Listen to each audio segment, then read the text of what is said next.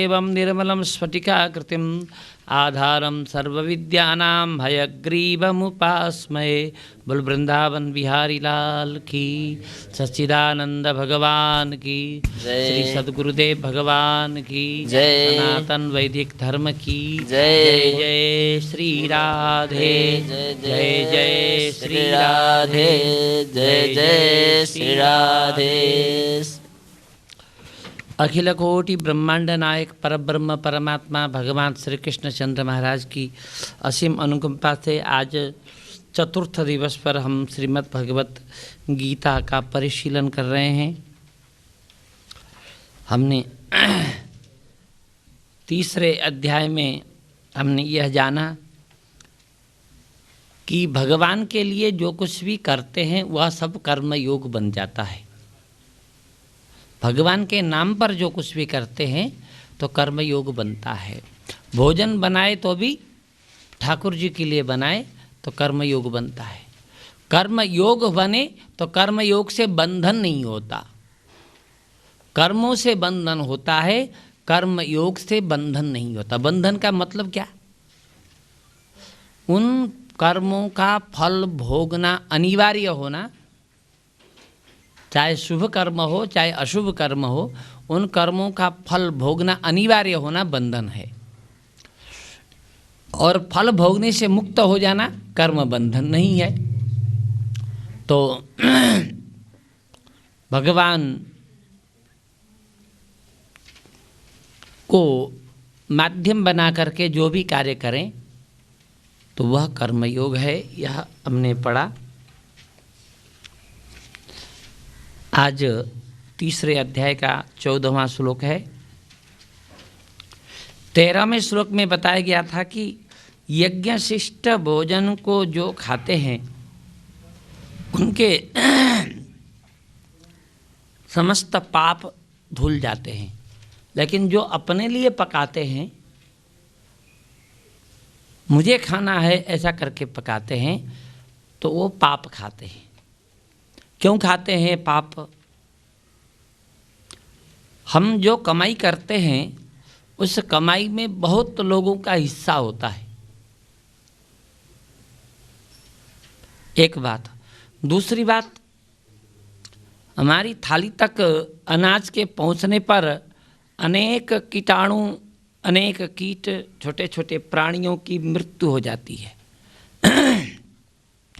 बीज बोने में, खेत जोतने में, उसके बाद अंकुरित होता है, काटते हैं, और उसके बाद उससे गेहूँ चावल निकालते हैं, उसके बाद फटकते हैं, घर में लाते हैं, बोरी में भरते हैं।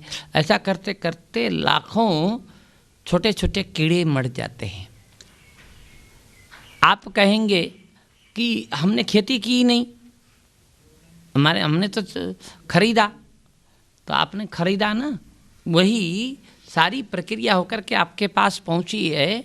तो उन सारी प्रक्रियाओं से जो शुभ और अशुभ बना हुआ है वह खाने वाले को भी प्राप्त होता है। तो हम यदि केवल अपने लिए बना करके खाते हैं तो अपने लिए बना करके खाने वाला बार बार खाता है। अपने लिए बना करके खाने वाला बार बार खाएगा, जब मन करे तब खाएगा, तब बनाएगा। और बार बार खाने से स्वास्थ्य भी खराब होता है। भोजन लिमिट होना चाहिए। प्रातः काल, मध्याह्न काल और रात्रि काल भोजन लिमिट होना चाहिए। तो हम ठाकुर जी को भोग लगाएंगे तो प्रातः बाल भोग लगाएंगे, दोपहर को राजभोग लगाएंगे, रात्रि को राजभोग लगाएंगे। तो ठाकुर जी के निमित्त बनाएंगे तो हम खाना खाएंगे भी कम, सीमित खाएंगे। हम जितना न खाने से बीमार पड़ते हैं उससे ज़्यादा खाने से बीमार पड़ते हैं। जो भी बीमारी है खाने की प्रक्रिया गड़बड़ होने के कारण है। यदि भोजन नियंत्रित हो जाए तो आदमी बीमार भी कम पड़ता है। तो भगवान को भोग लगा करके ही हम खाएंगे, यह उद्देश्य हुआ तो आदमी बार बार नहीं खाएगा, सीमित रूप में खाएगा, लिमिट रूप में खाएगा। और भगवान को भोग लगा करके खाने में कई फायदे हैं।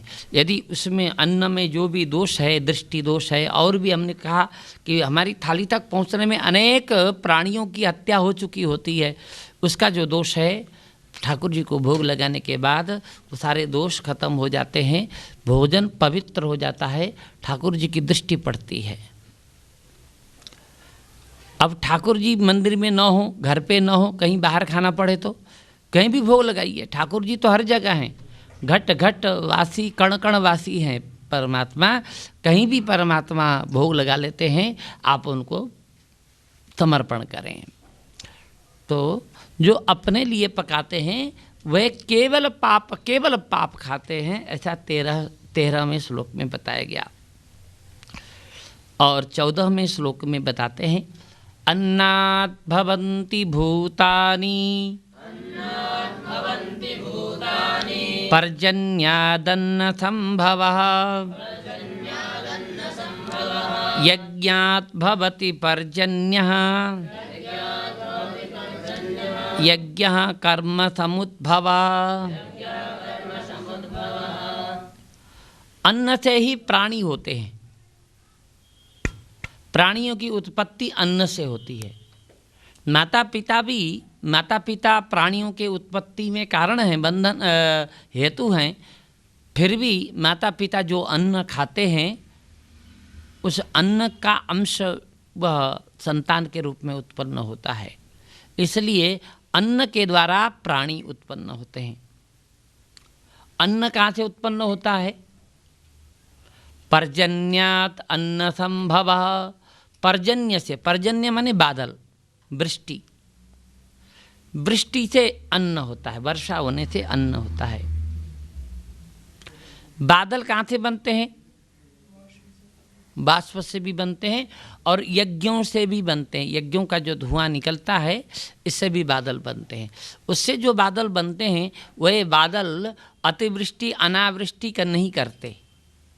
अतिवृष्टि माने ज़रूरत से ज़्यादा वर्षा होना, अनावृष्टि माने वर्षा न होना, इस तरह का वातावरण नहीं बनता।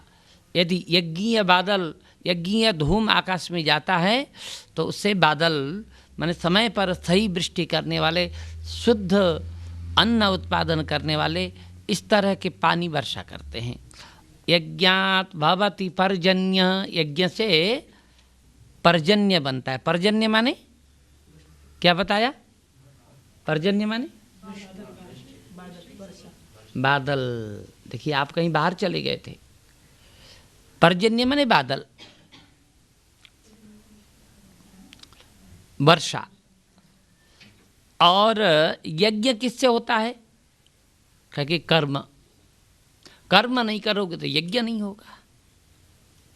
यज्ञ अन्न से उत्पन्न होते हैं, अन्न पर्जन्य से उत्पन्न होता है, वृष्टि से, और पर्जन्य यज्ञ से होता है और यज्ञ कर्म से उत्पन्न होता है। अब कर्म कहाँ से उत्पन्न होता है? कर्म की उत्पत्ति कहाँ से होती है? अगले उसमें कहते हैं कर्म ब्रह्मोद्भवम विद्धि, बोलिए। कर्म ब्रह्मोद्भवम विद्धि ब्रह्माक्षर समुद्भवम ब्रह्माक्षर समुद्भवम तस्मात् सर्वगतम ब्रह्म तस्मात् सर्वगतं ब्रह्म नित्यम यज्ञे प्रतिष्ठितम। नित्यं यज्ञे प्रतिष्ठितम्। ब्रह्म शब्द के कई अर्थ हैं, ध्यान रखिएगा।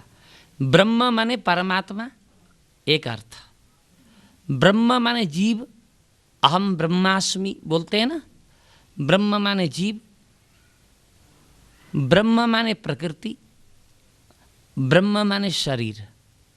चार अर्थ हैं, नोट करिए आप लोग। क्या क्या अर्थ? परमात्मा, जीव, प्रकृति और शरीर। ब्रह्म शब्द के ये चार अर्थ हैं। कहीं कोई अर्थ लिया जाता है, कहीं कोई अर्थ लिया जाता है, प्रसंग के अनुसार अर्थ लिया जाएगा। यहाँ कर्म ब्रह्मोद्भवम विद्धि शब्द है, यहाँ पर ब्रह्म उद्भव, ब्रह्म से उत्पन्न कर्म होता है। अर्थात कर्म की उत्पत्ति ब्रह्म से होती है, ऐसा कहा गया। तो यहाँ पर ब्रह्म शब्द से शरीर लिया जाएगा, माने कर्म कहाँ से बनते हैं? शरीर से बनते हैं, ठीक है। और शरीर कहाँ से बनता है? कहा कि अक्षर समुद्भवम। यहाँ पर अक्षर शब्द का अर्थ जीवात्मा है। अक्षर माने जीवात्मा। अक्षर शब्द के भी बहुत अर्थ होते हैं। अक्षर माने परमात्मा, क्षर माने नाशवान, अक्षर माने नाश न होने वाला। इसलिए अक्षर शब्द से पर ब्रह्म को लिया जाता है। दूसरा अक्षर शब्द से जीवात्मा को लिया जाता है। तीसरा अक्षर शब्द से क ख ग घ ए बी सी डी ये लिया जाता है, ठीक है ना। और यही अक्षर शब्द स्त्रीलिंग में हो जाए, अक्षरा हो जाए, तो वहाँ पर प्रकृति अर्थ भी हो जाता है। तो अक्षर शब्द के भी अनेक अर्थ हैं। तो ये ब्रह्माक्षर समुद्भवम में ब्रह्म जो है, ब्रह्म माने शरीर, यहाँ पर ब्रह्म शब्द का शरीर अर्थ हुआ। ब्रह्म माने शरीर, अक्षर समुद्भवम जीवात्मा से पैदा होता है। हम तो ये जानते हैं कि शरीर में जीवात्मा पैदा होता है, लेकिन गीता कहती है जीवात्मा से शरीर पैदा होता है। जीवात्मा से शरीर होता है। हम केवल पैदा होना अर्थ न समझ करके जीवात्मा के कारण शरीर चलता है, जीवात्मा के कारण शरीर की सत्ता बनी रहती है। जीवात्मा न हो तो शरीर की सत्ता नहीं बनती। इसलिए ब्रह्म जो है अक्षर समुद्भवम, समुद्भव माने उत्पन्न होना। और तस्मात् सर्वगतम ब्रह्म। और दूसरी बात, अक्षर कहाँ से आता है? अक्षर माने जीव। वह जीव कहाँ से आता है? वह भी ब्रह्म से आता है। ब्रह्म से पैदा नहीं होता। जीव ब्रह्म से पैदा नहीं होता, लेकिन जीव ब्रह्म से आता है। इसका मतलब क्या है? ध्यान दीजिएगा तभी समझ में आएगा। ये सृष्टि और प्रलय ये दोनों चलते रहते हैं। अभी सृष्टि काल है, कभी प्रलय काल होता है। प्रलय काल में कुछ भी नहीं रहता। वैसे छोटे छोटे प्रलय तो रोज हो रहे हैं। छोटे छोटे कीड़े मकोड़े रोज उत्पन्न होते हैं, रोज नष्ट होते हैं। कुछ ऐसे कीड़े भी हैं, एक क्षण में पैदा हुए, एक और दूसरे क्षण रहे, तीसरे क्षण में नष्ट हो जाते हैं। और मनुष्य ज़्यादा जीता है, लेकिन उसका भी प्रलय होता है। मनुष्य का भी प्रलय होता है। तो जन्म भी होता है, प्रलय होता है। जन्म होना सृष्टि, प्रलय होना नाश। तो सृष्टि और प्रलय ये तो रोज हो रहे हैं, लेकिन एक दिन ऐसा प्रलय आता है जिसमें सब कुछ नष्ट हो जाता है। तो ये सब कुछ नष्ट होता है, तो जितने भी जीव और जड़ हैं ये सूक्ष्म रूप में परमात्मा में लीन हो जाते हैं। जितने भी जड़ और जीव हैं ये सारे के सारे परमात्मा में लीन हो जाते हैं।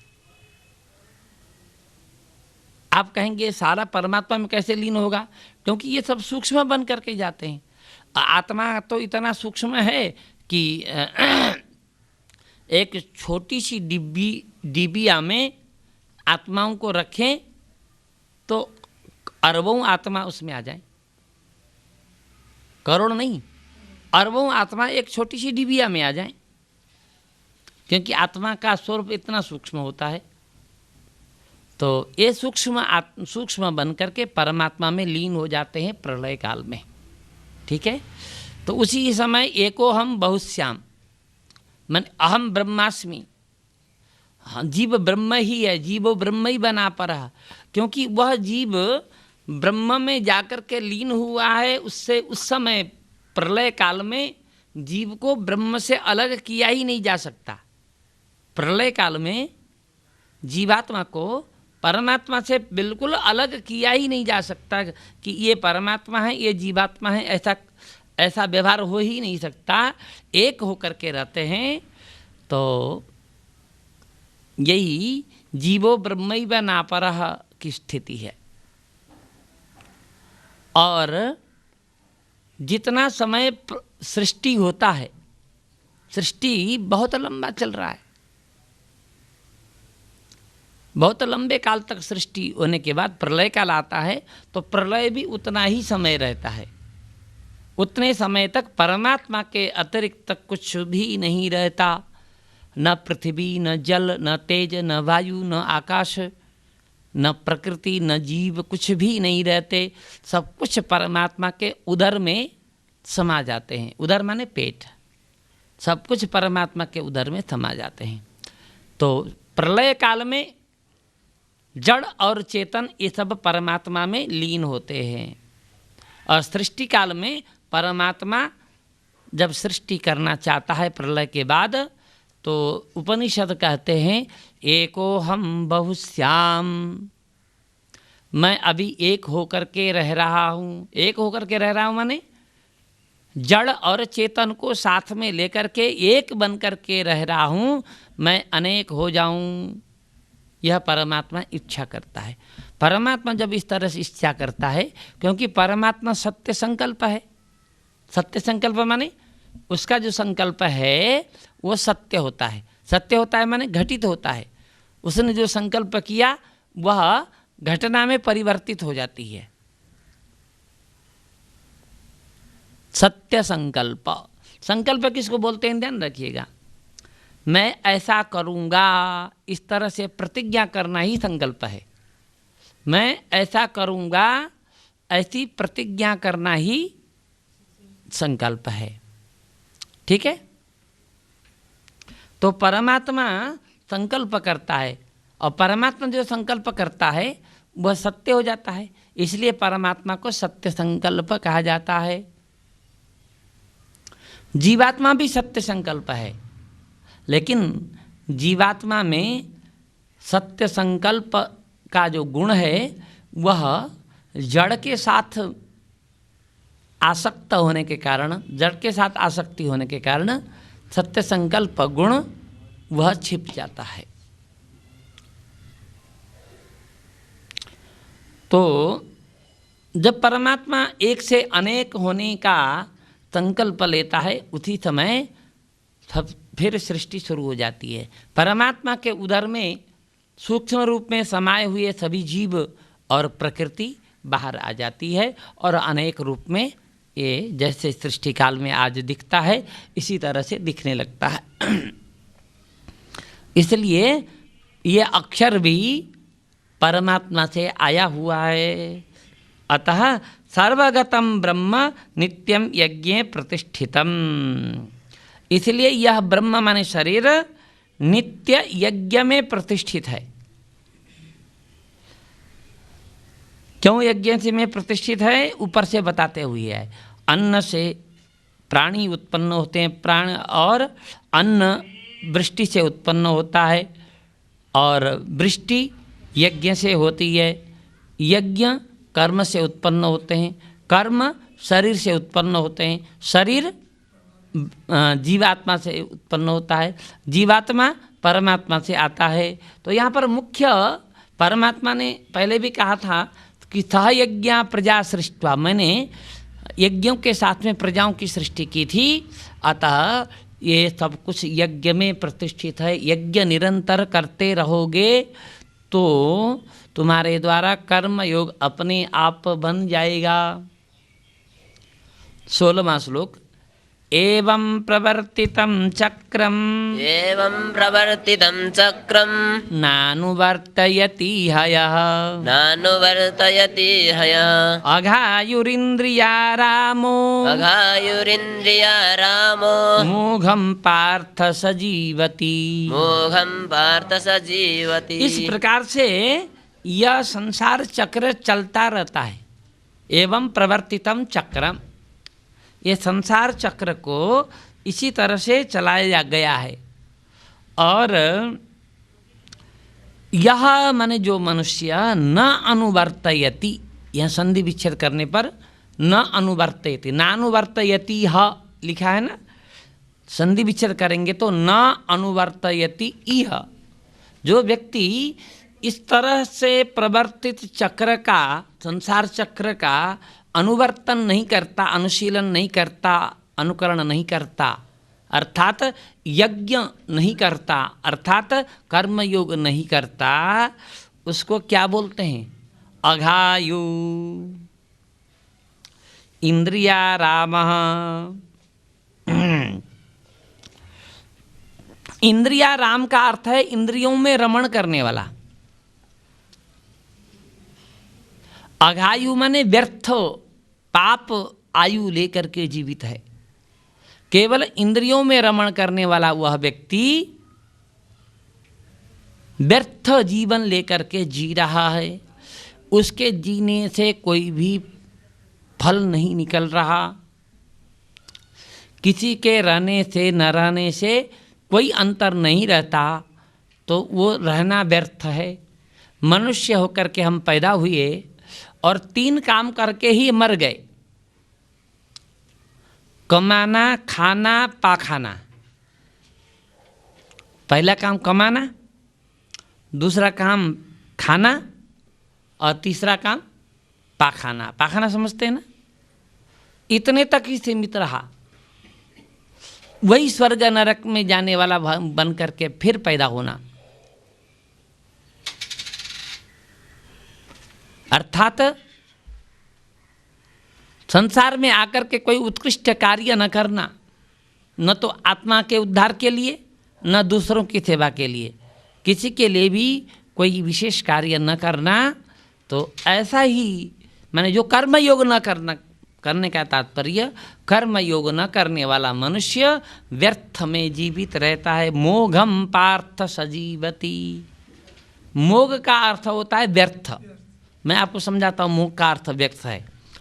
अमोघ आपने सुना है? अमोघ शब्द का हिंदी में प्रयोग होता है। अमोघ माने जो कभी व्यर्थ नहीं होता, उसको बोलते हैं अमोघ। तो अमोघ का अर्थ व्यर्थ न होना है, तो मोघ का अर्थ क्या होगा? व्यर्थ होना। ऐसा व्यक्ति व्यर्थ ही जीवित रहता है। उसके जीने न जीने से कोई फायदा नहीं है। 17वें श्लोक में बताते हैं, ध्यान रखिएगा, आत्माराम और इंद्रियाराम, विषयाराम। आत्माराम, इंद्रियाराम और विषयाराम। आराम माने पूरी तरह से रमण करना। आराम का तात्पर्य है पूरी तरह से रमण करना आराम है। आत्माराम का मतलब है, आत्मा शब्द के 2 अर्थ हैं। आत्मा शब्द के 2 अर्थ हैं। कौन कौन? जीवात्मा और परमात्मा। परमात्मा में भी तो आत्मा शब्द है और जीवात्मा में भी आत्मा शब्द है। आत्मा शब्द से दोनों को समझा जाता है, जीवात्मा और परमात्मा। जीवात्मा और परमात्मा को मित्र कहा गया है। द्वा सुपर्णा, उपनिषद कहती है, द्वा सुपर्णा सयुजा सखाया समानम वृक्षम परिशस्व जाते। एक वृक्ष में 2 पक्षी बैठे हुए हैं और दोनों देखने में एक जैसे हैं, ऐसा लिखता है। उपनिषद कहता है कि दोनों दिखने में एक जैसे हैं, परमात्मा और जीवात्मा। अर्थात हम भी परमात्मा के बराबर हैं, हम भी भगवान हैं, हम भी ईश्वर हैं, जीवात्मा भी ईश्वर है। इसलिए अहम ब्रह्मास्मि कहते हैं। तो द्वा सुपर्णा, द्वा माने 2, सुपर्णा माने पर्ण माने होता है पंख, सुंदर पंख वाले 2 पक्षी हैं। सयुजा, समान रूप में दिखते हैं। सखाया, दोनों साथी साथी हैं, लेकिन एक कर्मों के अधीन हो करके सुख दुख भोगता रहता है और एक कर्मों के अधीन न होने के कारण स्वतंत्र होता है, उपनिषद कहती है। और जो आत्माराम है, वह आत्माराम बाहरी वस्तुओं से प्रसन्न नहीं होता, बाहरी वस्तुओं से तृप्त नहीं होता। ध्यान रखिएगा, जो बाहर के पदार्थ हैं ये हमें सुख तो दे सकते हैं लेकिन आनंद नहीं दे सकते। बाहर के पदार्थ क्या? ये गद्दे बाहर के पदार्थ हैं, हमारे शरीर से बाहर के पदार्थ हैं। ये आकर के हमारा साथ देते हैं, थोड़ी देर हमें अच्छा लगता है, अच्छा गद्दा है। गाड़ी बाहर का पदार्थ है, मकान बाहर का पदार्थ है, हमारे शरीर से बाहर का पदार्थ है। ये बाहर के पदार्थ आगमा पाई है, हमने पहले दिन बताया था, आने और जाने वाले हैं। कभी आते हैं और कुछ दिन हमारे साथ रह करके ये चले जाते हैं, आगमा पाई हैं। और ये सुख भी देते हैं, दुख भी देते हैं। एक ही चीज़ सुख भी देती है और दुख भी देती है। हमने देखा कि सूर्य है, अभी 1-1.5 महीने पहले तक सूर्य में सूरज से धूप से बड़ा आनंद मिलता था। अब धूप में बाहर खड़ा होना मुश्किल है। वही सूर्य है, लेकिन कभी वो सुख देता है, कभी दुख देता है। वही आग कभी सुख देती है, कभी दुख देती है। वही पानी कभी सुख देता है, कभी दुख देता है। वही घी जब शरीर स्वस्थ है तो शरीर को सुख देता है, और शरीर अस्वस्थ हो तो दुख देता है। तो सुख ये चीज़ हमेशा सुख देने वाला है, ऐसा बाहरी पदार्थ कोई भी नहीं है। इसलिए सुख और दुख दोनों देने वाले हैं। और मान लो सुख देने वाले हो करके आए तो हमेशा हमारे पास रहेंगे ऐसा नहीं है। मेहमान है, कुछ दिन रह करके चले जाते हैं, आगमा पाई है। लेकिन ये सुख देने वाले हैं, समझ लें। ये बाहर से आते हैं, सुख देते हैं, लेकिन आनंद नहीं देते। आनंद कहाँ से आता है? आनंद हमारे अंदर है। सच्चिदानंद घन कहते हैं आत्मा को ना, परमात्मा को सच्चिदानंद घन कहते हैं। संस्कृत में घन का मतलब क्या है? मिश्री है। मिश्री में से मिठास को अलग निकाल दीजिए, क्या बचेगा? मिश्री में से जितनी जितनी मिठास है उसको अलग निकाल दें, क्या बचेगा? कुछ भी नहीं बचेगा। अर्थात मिठास का घन है मिश्री, नमक का ढेला है बड़ा बड़ा, उससे नमकीनपन अलग निकाल दें तो क्या बचेगा? कुछ नहीं बचेगा। वो नमक का घन है वो। लेकिन हम संतरे खाते हैं तो संतरे से मिठास से संतरे को हम अलग कर सकते हैं, है ना? रस को अलग निकाल सकते हैं और वो बेकार भाग अलग निकाल सकते हैं। लेकिन मिश्री में ऐसा कर सकते हैं? नहीं कर सकते। तो जो केवल रस ही रस से बना हो उसको बोलते हैं रसघन। जो केवल रस ही रस हो, रस के अलावा कुछ न हो, जम जाने के कारण वह ढेला बन गया है, लेकिन वह रस घन है। तो परमात्मा सच्चिदानंद घन है, सत चित आनंद का घन है। अर्थात सत्य के अलावा, चित के अलावा, आनंद के अलावा परमात्मा में कुछ भी नहीं है। उसी तरह जीवात्मा भी सच्चिदानंद घन है।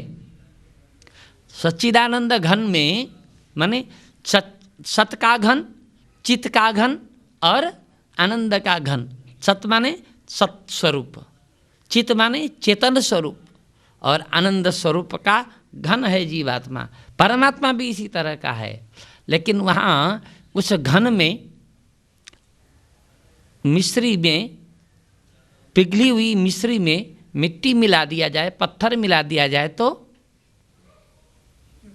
फिर वो घन नहीं कहलाएगा। यद्यपि वह मिश्री घन है, फिर भी अन्य वस्तुओं के मिलावट होने से वह घन नहीं रह जाता। ठीक उसी तरह से जीवात्मा में प्रकृति का संसर्ग हो जाने से, चेतन में, चैतन्य में प्रकृति जड़ पदार्थ का संसर्ग हो जाने से यह केवल घन नहीं रह गया है, लेकिन इसका वास्तविक स्वरूप चित घन, सत घन, आनंद घन है।